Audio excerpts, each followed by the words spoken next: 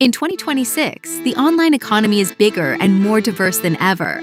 Freelancing remains a core income source with higher rates for niche expertise. Micro-consulting offers quick paid advice sessions via short video calls and chat. Creator economies pay through subscriptions, sponsored content, and micro-donations. AI tools let creators and professionals automate tasks and sell prompts or workflows. Niche online courses and cohort-based programs are high-value revenue streams. Affiliate marketing continues to grow, driven by authentic reviews and short-form video. Micro-SaaS and subscription apps can scale quickly with low overhead. Web3 and tokenized communities offer new monetization like access tokens and royalties.